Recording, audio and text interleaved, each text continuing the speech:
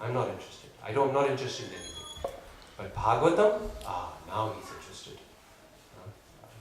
That Nirgrantha hyapurukrame kurvantya hetukim bhaktim ittham bhuta gunohari.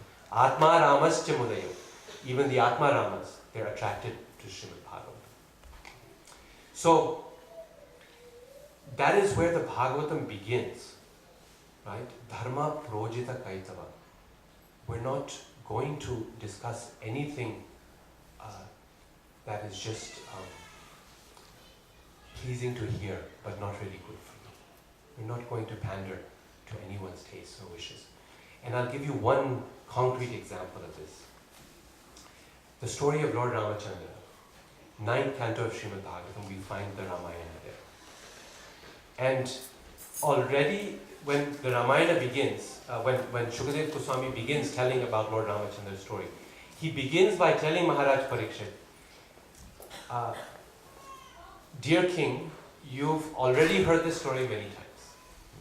Means already way back 5,000 years ago, the story of the Ramayana was very ancient and had already been told multiple times. Just like even today we have multiple Ramayanas, right? You have the Tulsidas Ramayana, and you have Valmiki Ramayana, you have Kamman Ramayana, and you have the Adhyatma Ramayana, and you have Ramanand Sagar Ramayana, and then you have new Ramayana that's coming up on TV right now. So you have all these Ramayanas, right? So even at that time there are many Ramayanas, and he tells Parikshit Maharaj that I'm going, so you've already heard this many times, I know.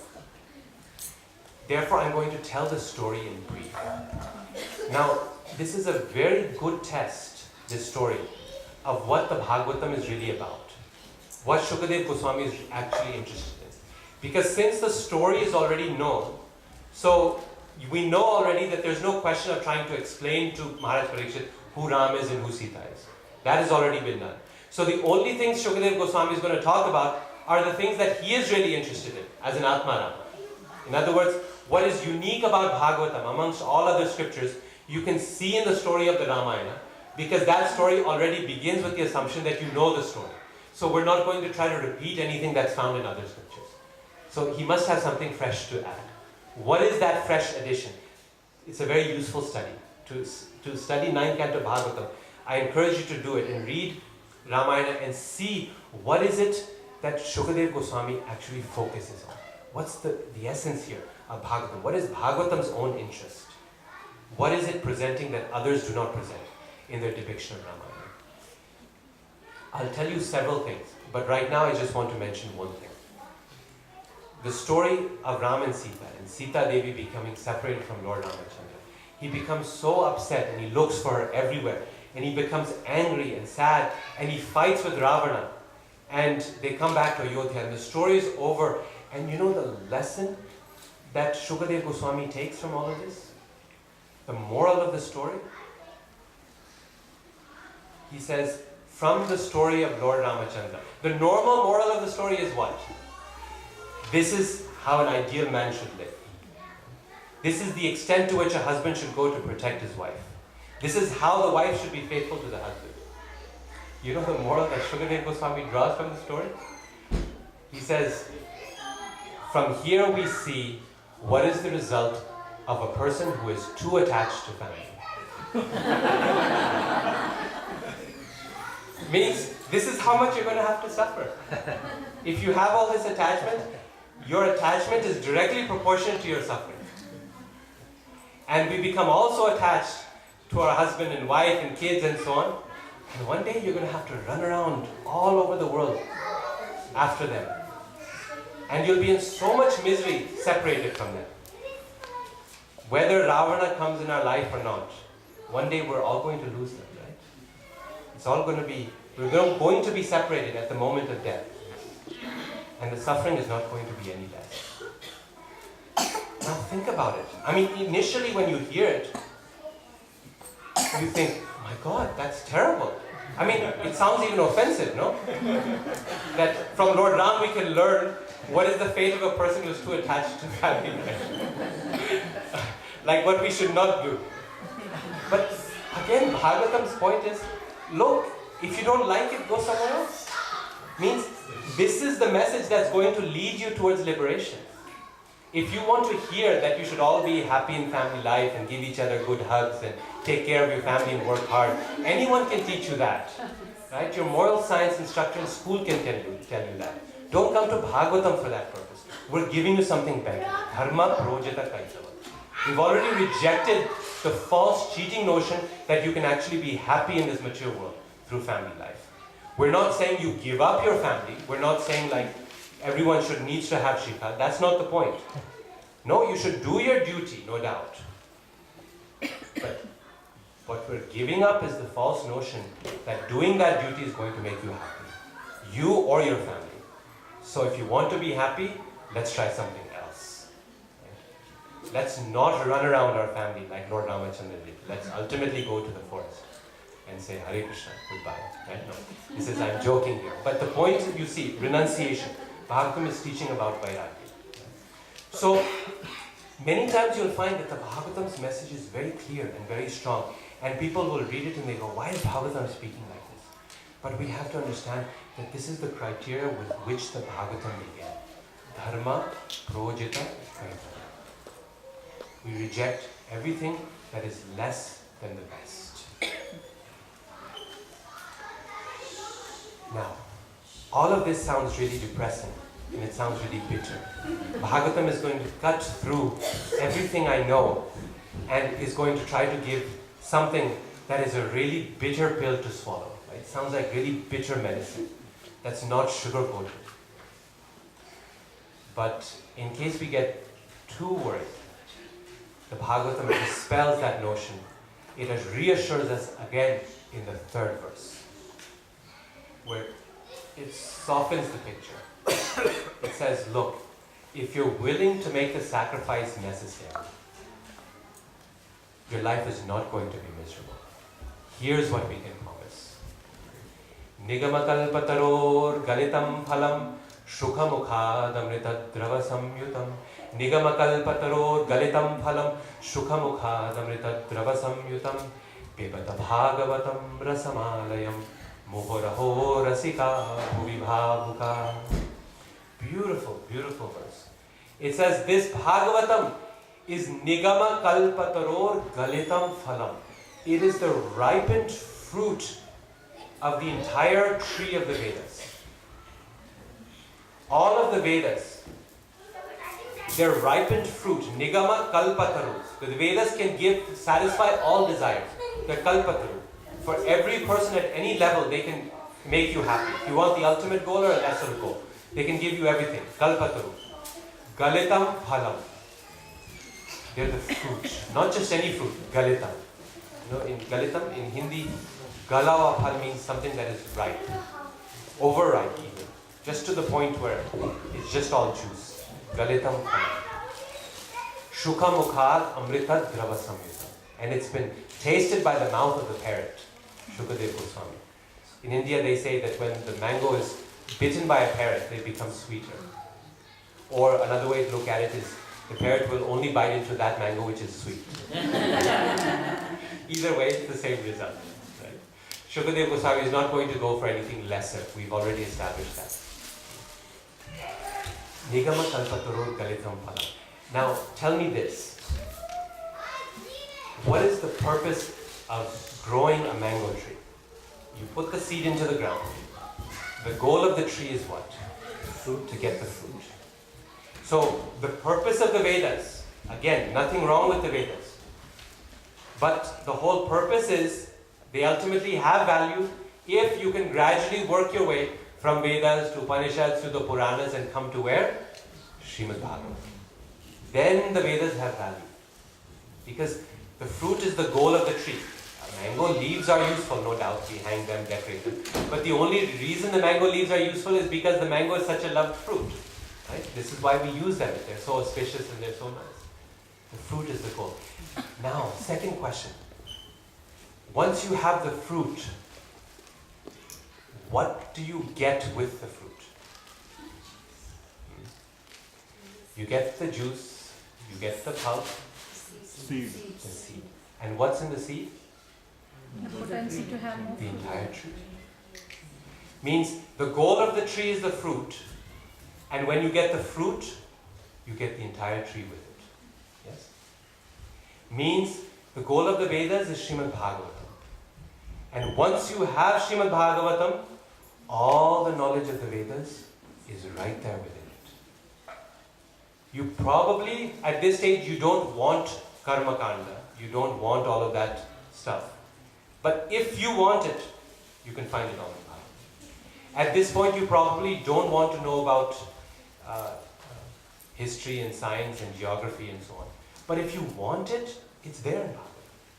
Just take the seed and plant it and you get everything. So we were speaking about this earlier, right? This one Kimba Pare, what is the need of any other book? This is the point. If you have the mango fruit, you don't need the tree. You have the tree in the palm of your hand. But then here's what makes it even more interesting. Sridhar Swami, in his commentary on this verse, he says this is a very special type of fruit. He says this is a fruit that has no skin and it has no seed. It is only juice. Impossible to imagine a fruit like this. How can you have a fruit that is only juice? Very difficult to imagine. I thought the closest thing is a ripe strawberry. Is no skin, no seeds, everything is all juicy. And the seed is there, but even the seed becomes delicious, right? It's on the outside of it. He said it's a very special fruit. No seed, no skin, only juice. And this is what makes the Bhagavatam so special. No doubt it gives up all cheating religions. No doubt it speaks the absolute truth, even if we don't want to hear it. But we never feel that we're eating anything bitter, that we're getting a bitter medicine. Because its message is full of rasa. It is sweet inside and outside. In the middle, at the beginning, at the end, it is rasa all the way through. And this is why the order of Bhagavatam, right in the third verse, is Pibata. Pibata Bhagavatam Rasamate. Drink this rasa of Srimad Bhagavatam. This Bhagavatam is for rasikas, those who are actually looking for the actual juice. Not 10% juice, 90% sugar. This is 100% juice. Right? Those who want the real juice, they can come to Srimad Bhagavatam. Rasika Bhuvi Bhavuka. Says those who have some, they are connoisseurs. In English you have the word connoisseur. Those who know something. It's like wine connoisseurs. You know, they sniff, they sniff. And then they say, this has a slight woody flavor to it. For the average person, it's like, how does it taste like woody? It doesn't make any sense. Have you ever tasted wood before? But it has a woody flavor. So they're connoisseurs, right? They know what is there. The average person, we don't know. So Bhagavatam is ultimately for rasikas, those who understand what is the relationship between the Lord and His devotee. Again and again throughout Srimad Bhagavatam, we find that this is the focus. The Bhagavatam is setting aside everything else in favor of focusing on this one thing. What is the relationship between the Lord and His devotee? What is that sweet and valuable and juicy thing that they are experiencing, because of which they have given up all other processes in this world? What is it so valuable in Srimad Bhagavatam, in the relationship between the Lord and His devotee? That rasa, that relationship is what the Bhagavatam is interested in. Let's go back to the story of the Ramayana. So if you read 9th canto, the entire story of Lord Ramachandra is presented in 2 chapters. In order to get through the Ramayana in 2 chapters, you have to move very fast. And they're not very long chapters also. So sometimes Shukadev Goswami has these long verses. They're this long, literally. And in those verses, he's going through the events like this. He's saying, oh, and so then Lord Ramachandra went with Vishwamitra and he got married to Mother Sita, and then he got banished to the forest to fulfill a vow of his father, and then he went to the forest, he stayed there for some time, he met with Sugriva and Kishkinda, and then he lost Mother Sita, and then he was fighting with Rama. And it's almost like the long verse is kind of like, okay, let's get through it quickly. But do you know where he stops? At what point he stops for 2, 3, 4, 5, 10 verses at a time? All of the points in the story where there is some intense emotion, rasa, relationship exchange between Lord Ramachandra and his devotees. So, at the time of Ram Bharat Milan, when Lord Ramachandra is coming back from the forest and he's meeting Bharat after so long, that moment is so powerful, it's so meaningful. Because after this great separation, he's finally seeing his life again. Bharat for Lord Ramachandra was his life practically. So the separation between Ram and Bharat and their meeting again, Ram Bharat Milan, he stops and he spends many verses talking about it. And then when Lord Ramachandra loses Mother Sita, he'll stop to describe the feelings of separation between him and Mother Sita. And when Lord Ramachandra is returning to Ayodhya, and the residents of Ayodhya are so ecstatic, he'll stop and he'll spend so many verses describing how the Lord's devotees received him when he returned back to Ayodhya. In other words, the thing that he's least interested in is the plot. All the things that we get interested in, and then Ravana came out and he shot this weapon, and then the Brahmastra, the other one, all the things that we look forward to. He says, you know the story, right? What he's interested in is, where's the rasa? Where's the juice? Where's the relationship between the Lord and his devotees? And all of the heart of that relationship is founded in viraha, in vipralamba, in this mood of separation between Lord Ramachandra and his devotees. That's the focus that he's savoring again and again, is how are the Lord and his devotees separated and how are they united? So Bhagavatam looks everywhere you go for that. What is the relationship between the Lord and his devotee? And in glorifying the Lord and glorifying the devotee, Bhagavatam takes all the normal stories that we know of and it presents them in a completely different light. If you compare Bhagavatam with all the other Puranas, you'll notice this consistently again and again. The story of Prahlad Maharaj and Nishingadev. Nishingadev's story is found everywhere, in every Purana. You can find it in Vishnu Purana, you can find it in Padma Purana, you can find it in Skanda Purana. The story of Nishingadev is there. Who is the hero of the story? Lord Nishingadev. He comes out, he fights, he kills the demon Hiranyakashipu. But in Bhagavatam, you know the hero of the story? Prahlad Maharaj. Bhagavatam, the story of Prahlad and Nishingadev is 10 chapters long. It's the longest story outside of 10th canto Bhagavatam. 10 chapters is dedicated to this. So important.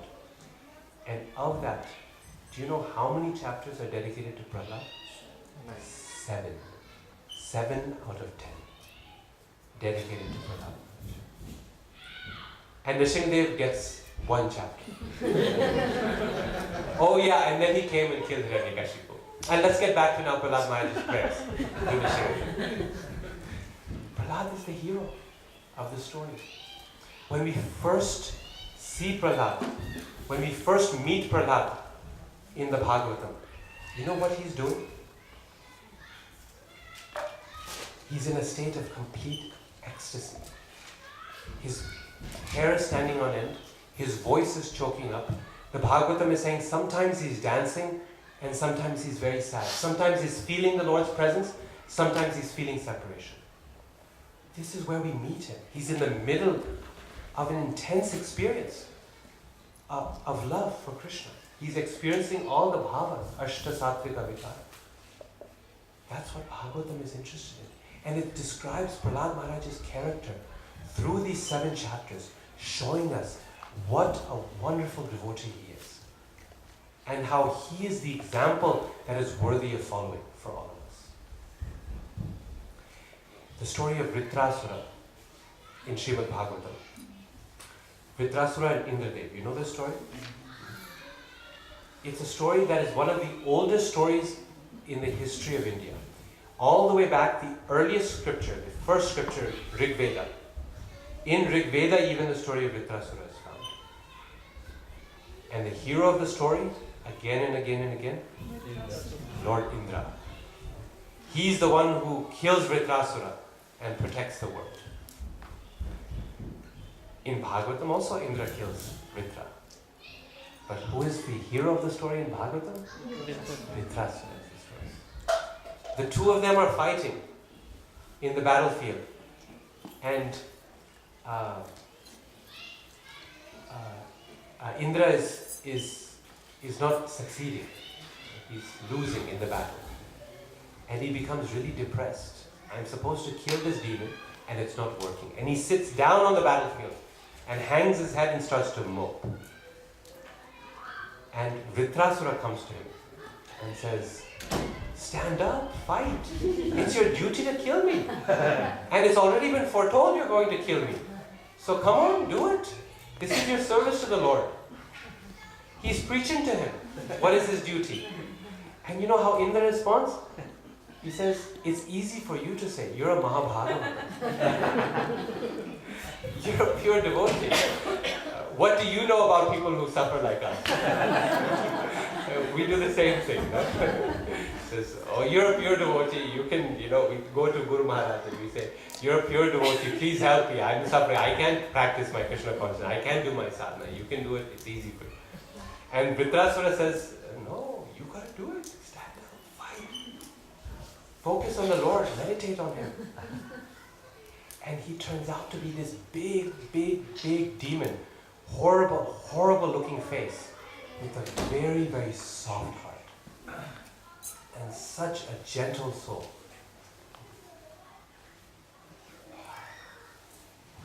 Bhagavatam takes all the different assumptions that we have about this world and it turns them upside down in order to make one simple point, which is that bhakti or devotional service to Krishna trumps everything. It transcends every type of qualification in this world. Demons turn out to be better than devotees. Demigods rather. Demons turn out to be better than demigods. Vritra is better than Indra in this situation. Prahlad is better than all the other demigods, like Brahma even. At the end, no one can approach Lord Nrsimhadev, but Prahlad can go. Demons turn out better than demigods. Kshatriyas turn out better than Brahmins. Like, what story? Famous story, where Bhagavatam shows very clearly, doesn't matter how pure of a Brahman you are, if you don't have bhakti, if you don't have a mood of devotional service, nothing's going to help you. Ambarish Maharaj is such a good, Durvasa Muni is such a good sage, so powerful.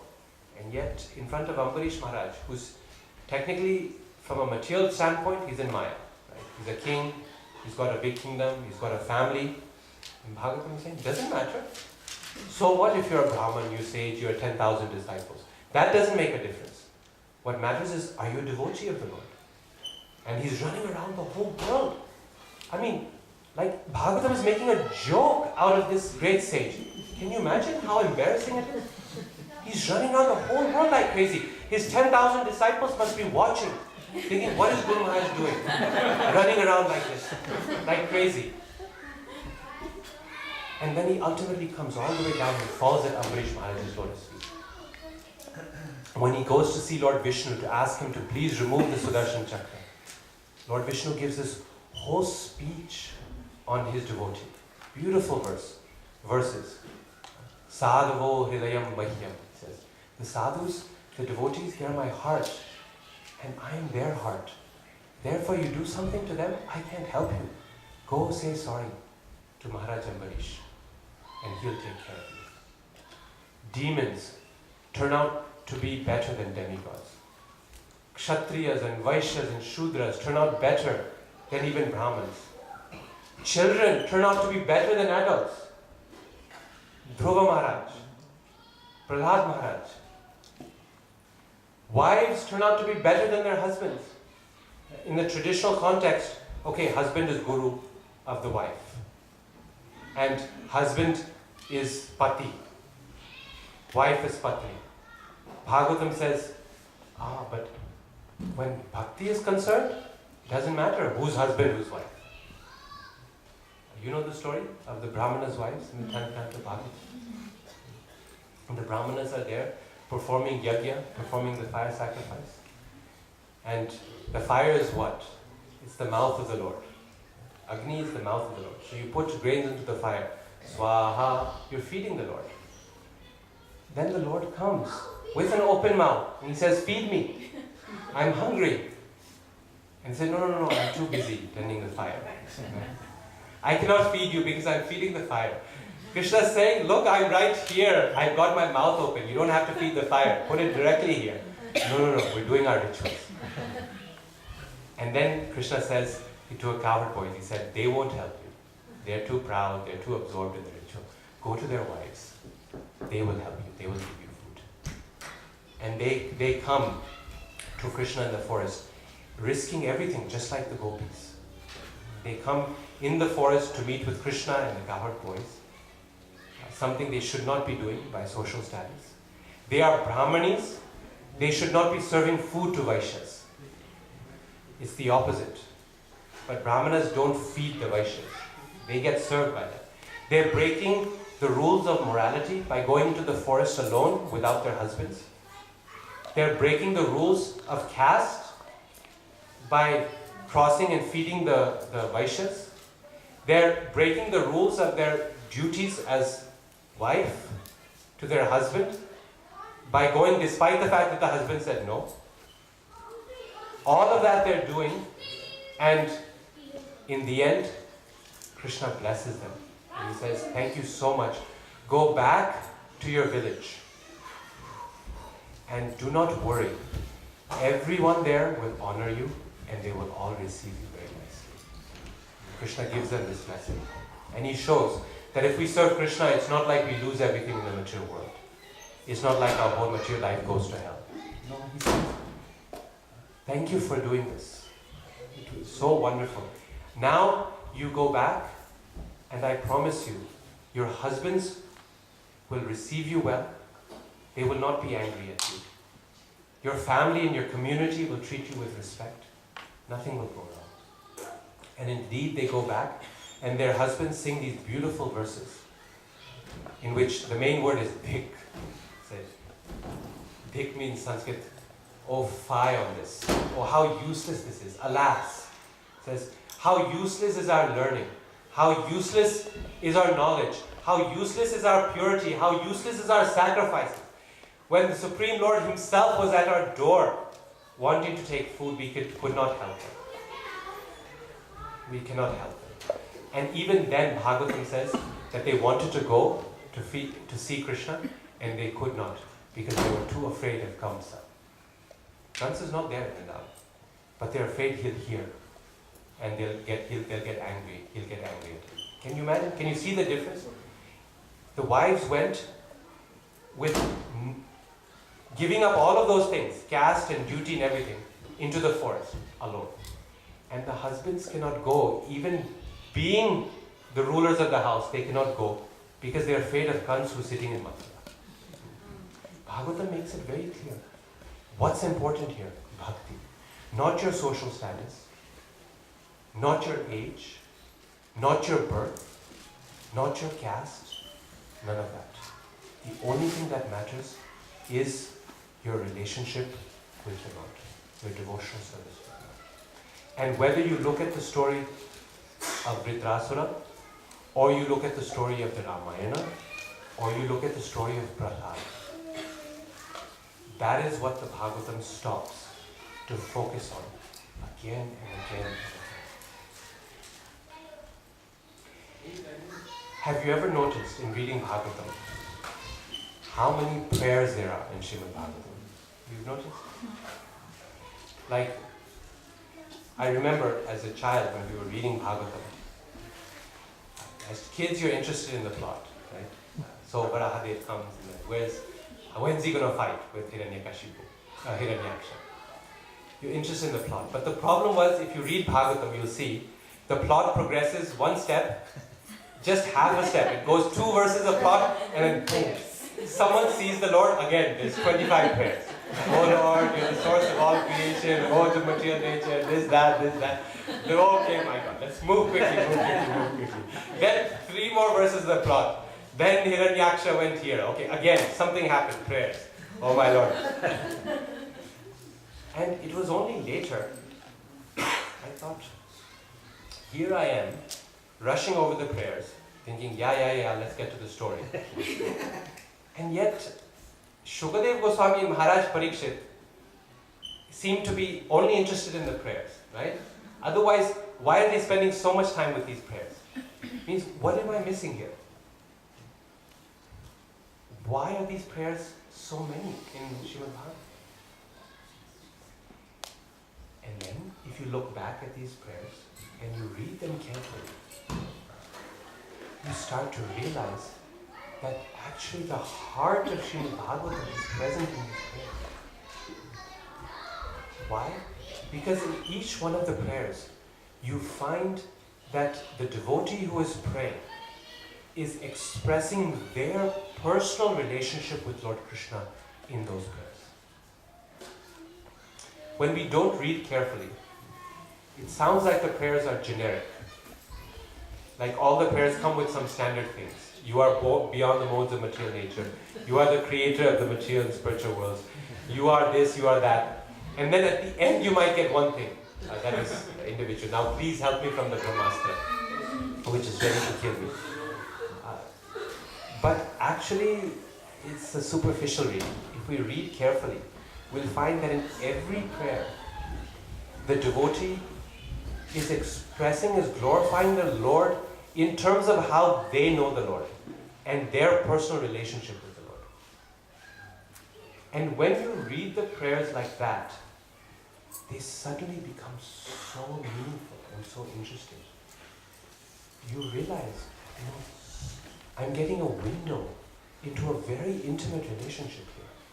This is a very close relationship between Kunti and Lord Krishna.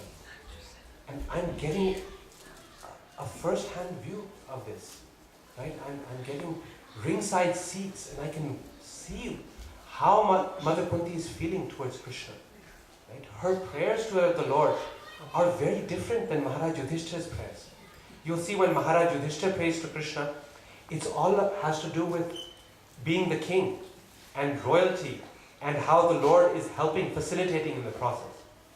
And when Queen Kunti is praying, she's praying in terms of her family and her family relationship with Krishna and asking Krishna to make her bond with her eternal, like a member of the family. When you see how Hanumanji prays, or you see how Kardama Muni prays to the Lord, or you see how Lord Brahma prays, every prayer the devotee is describing the Lord accurately but personally. It's not they're creating anything, it's accurate description of the Lord, but it's personal. They're describing that aspect of the Lord which is meaningful for them. That aspect which is they've realized on their own. They have direct realization of this aspect of the Lord. And you see the same thing emerge. Pibata Bhagavatam Rasamalaya. This is rasa in and out. And that is what the Bhagavatam is interested in. I'll give you one last example. The story of Vamanadev and Bali Maharaj. Again, this story is found all the way in the Rig Veda. Lord is famous as Trivikrama. Even Om Tad Vishnu Paramam Padam Sada Pashyanti Suraya Vive Chakshur Adatam. The Lord there is compared to the sun. Why? Because the sun takes 3 steps in the course of the day. rising, midpoint, and setting. This is why you have 3 sandhya. Suprabhata, and then the midday, and then the sandhya. You have 3. So the Lord is compared to the sun, because he takes 3 steps, Trivikrama. As when Vamandev gets big, he makes 3 big steps. He covers the whole universe. Lord Vamandev is famous, Lord Vishnu is famous for these steps. But in Bhagavatam, it's completely upside down. Completely upside down. The hero of the story, the one whom the Bhagavatam is elevating, is not Vamanadev, it's Bali Maharaj, who is the anti-hero in other Puranas. He's taken away the throne from Lord Indra. But in Bhagavatam, he is the one who's glorified. And he's so wonderful. I mean, frankly, Vamanadev comes out looking bad at the end of the story. He's number 1 cheated. He's number 1 cheated Bali Maharaj. And this is pointed out by Bhagavatam, that this is cheating, 100%. Number 2, then after he's cheated him and taken 2 steps and covered everything, then he tells him off in really harsh words. Do you know what Vamanadev says to Bali Maharaj? He says, you are useless. You are so useless. You should go to hell because you gave a promise and you cannot fulfill it. You cannot show your face to your forefathers. People like Virochana and Prahlad Maharaj, who kept their word at all costs, and you cannot do it. I mean, imagine, here he's completely cheated him out of the whole universe. Then the Lord turns around and starts criticizing his devotee in front of everyone, all his friends and followers. Any normal person would break under such circumstances. You know, if Krishna treated us like he treated Bali Maharaj, we would say, forget it, Lord, never again. You know, Krishna gives us a little bit of trouble in life, and we say, is there a God? Are you there? We start questioning his existence. Forget getting angry on him. We question his existence. Krishna gives us a little trouble. I mean, I asked you last week for help at the temple, and still there's no help. Bali Maharaj, forget help. He's made a promise to him. Krishna's not giving him anything. He's giving to Krishna. Krishna takes everything unfairly. Then he criticizes him. Then Bali Maharaj comes up with a solution. And the solution involves giving his whole self. He says, you have not taken me yet. Put your last step upon my head. And he surrenders everything. Atman everything. After that, even after that, Krishna doesn't say, oh, now give me a big hug. You're my greatest devotee. Okay, have everything back. He ties him up like an animal, Bhagavatam says. With the ropes of Yama. He ties him up and he pushes them down into Padana. Means, through this story, Krishna is showing us, Bhagavatam is showing us what pure bhakti actually means. Pure devotion actually means. Means we think we know what bhakti is. Right? That, oh, I did a little kirtan or I did agarbatti, now I'm a devotee. But imagine, Krishna shows what extent his devotee is willing to go for him. Not only does he give everything, but he gets mistreated by the very person to whom he gave it all. And still, Bali Maharaj's response is nothing but absolute adoration and love for his Lord. He's dripping with bhakti, even at that point. He's practically going in ecstasy thinking that Krishna has bound me up like a slave. I've become the Lord's slave. Right? What could be better? I wanted to be the Lord's slave and now I'm his slave. Nothing could be better. And all his followers are getting really angry on the sidelines. And they're chomping at the bit to come and fight. And Bali Maharaj tells them, don't bother, don't worry, game over. You're not going to win. Your time is up here. And me, I'm satisfied. I'm happy. And then Prahlad Maharaj comes on the scene. Prahlad Maharaj and all his... Prahlad Maharaj was his grandfather, Bali Maharaj. He comes on the scene. And he glorifies the Lord so much. He has so many nice things to say for the Lord. And even he says some heavy things to Bali Maharaj. He also praises him, he also glorifies him. But the point is, the surrender is extraordinary. It's not 100%, it's 150%.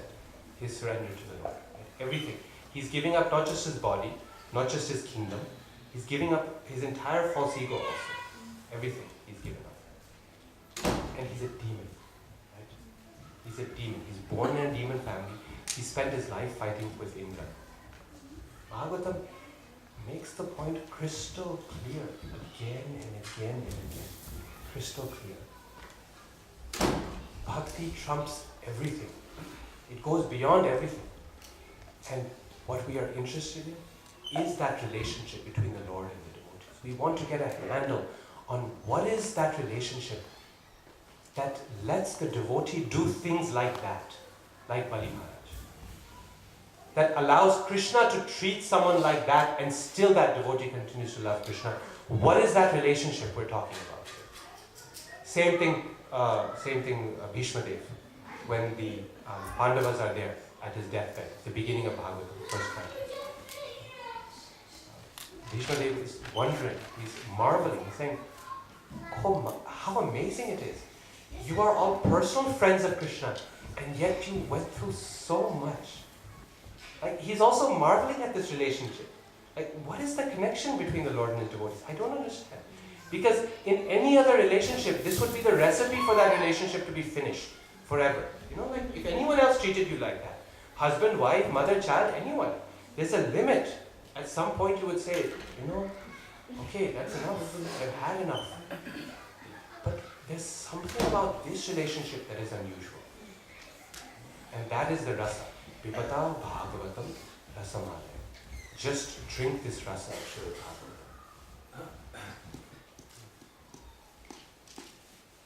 It is not that other scriptures do not give something in terms of relation of this rasa with the Lord. But Bhagavatam gives it in its full purity. Right? It's no mixing there. No contamination of everything else. No added ingredients, nothing. Just 100% pure rasa. That's what it is. Every line and every word and every page of Srimad Bhagavatam contains Krishna in it. And this is why Srila Prabhupada says that if someone reads just one line of my books, if one reads just one word of Srimad Bhagavatam, his life can become perfect. Why is he saying that? Not on his own strength. It's because this is the nature of the Shastra we're talking about. Right? Means you have one bite out of this mango and you'll never forget it. You don't have to eat the whole thing. Just one touch and you're addicted to it.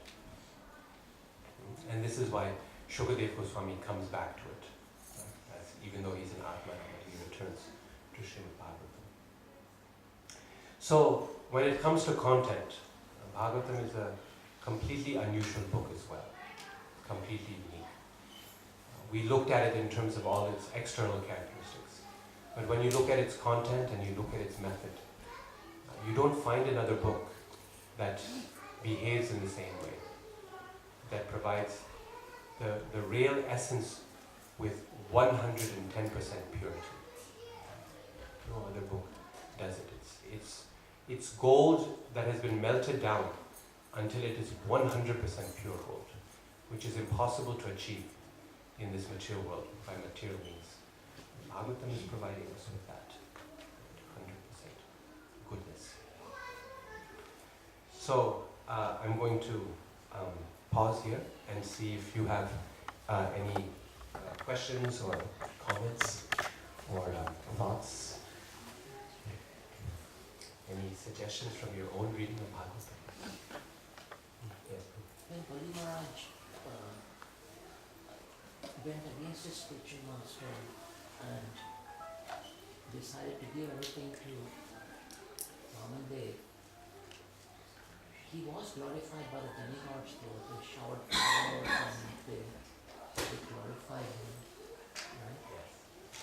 Yes. Just a comment. Yeah, so Prabhu has found some return he got. Prabhu is saying when Bali Maharaj when he was going against his guru and promising everything to the Lord, then the demigods showered flowers on him. and they praised me. So, yes, he got some benefit. Yes, someone praised him in the story, it's a fact. And at the end, the Lord is also very happy with him. And he becomes, he promises. I mean, you see also, I was emphasizing the other side of it, but you also see the Lord's protection. Means at the end of all of it, the Lord says, you know, that I will become your guard outside your door, your gatekeeper in Part2. Right? The Lord becomes his servant. And that's where you see how bhakti is really bi-directional. You know, it's both directions, because the devotee gives everything to the Lord, but at the same time, the Lord is also willing to give everything to the devotee. And he's willing to give 100% also, 110% in the relationship. So he's also not short. He's not saying, okay, now you're my slave, so you can come see me once a week. No, he's saying, I'm also going to go all in to this relationship. I'll be at your door as your gatekeeper forever. So in the end, the devotee always wins out, because we give our 100% to Krishna and he gives his 100% to us. But whose 100% is more valuable? Means I have $1,000 in my bank, I give 100% to you. You have $1 million in your bank, you give 100% to me. I won, right? In this situation.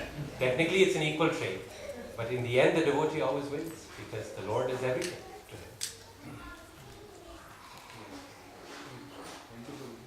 So you mentioned about Lord Ramchandra's lesson in Bhagavatam that don't be too much attached to the family thing. Yes. So how do I understand that? Because I am not at that level right now. And I'm reading Bhagavatam. Yes. So it's very important to clarify that the message of Bhagavatam is not that we all run away from family and give up our husband and wife and say forget you all. That's not the message, and don't get me wrong, that's not what Bhagavatam is saying. However, Prabhupada explains the answer to your question very nicely in a verse in the 5th canto of Srimad Bhagavatam. I forget now, chapter 13, something like that. These are prayers by the residents of Jambudvipa. And there's a prayer by Hanumanji, who is the leader of Kim Purusha Varsha. And he praises Lord Ramachandra and his relationship with Mother Sita. And in the purport, Prabhupada gives this really amazing moral from the Ramayana story. But it's not one, 3 different morals he takes from the story of the Ramayana, depending on what is your level. At the fundamental level, the general moral of the story of the Ramayana for everyone, anyone, is that we have to do our duty no matter how difficult it is. This is the basic moral also of Bhagavad Gita. Yes, your duty is difficult, I understand. You have to build a bridge across the ocean, you have to fight with an army of demons with just an army of monkeys at your disposal. You have to go around, wander around all the forest. Whatever it is, you have to perform your duty. You have to keep your word, you have to follow the instructions of your parents, you have to protect your wife, you have to serve your husband, you have to do all of this. This is your duty. That's dharma. Therefore, Lord Ramachandra is called Maryada Purushottam. So that is one moral we learn. For someone who is still involved in this world, like all of us. But for someone then who is then seeking to achieve moksha or liberation, the second moral that we learn is look at the results of too much attachment to this mature world. This moral that we already discussed. That attachment in this mature world will have a side effect of suffering. There's no question about it. So when the time is right, then make sure you learn detachment. Because if you don't learn detachment, then ultimately it will be taken away from you. Right? So not now, but during the time of Vanaprastha, this is the stage in life where we have to learn how to become detached. It's crucial if we want to achieve liberation. So for those who have desires, sarvakami in this mature world, learn your duties. Those who are mokshakami, then you learn detachment from the story of Ramayana. But there is yet another moral, the most advanced moral, which those who are even beyond liberation, who are actually the Lord's devotees, they read Ramayana and they see, they taste how the highest relationship between the Lord and the devotee is one of love and separation. Viraha Bhakti or Vipralabha Bhakti. And you see the story of the Ramayana from start to finish is a story of separation. Yes? Now, the great commentator in Sanskrit named Anandavardhana, he explains in his Natya Shastra that every poem has a primary emotion. And the main emotion, main rasa of Bhagavatam, he says, Ramayana, he says is shoka, grief, suffering, lamentation. And you see it.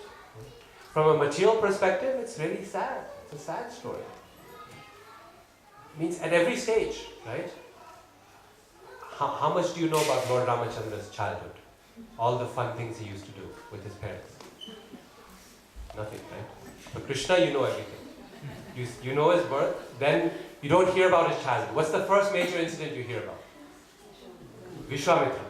And he's separated from his father. Already his father started crying. And his mother. And they won't stop for the rest of their life.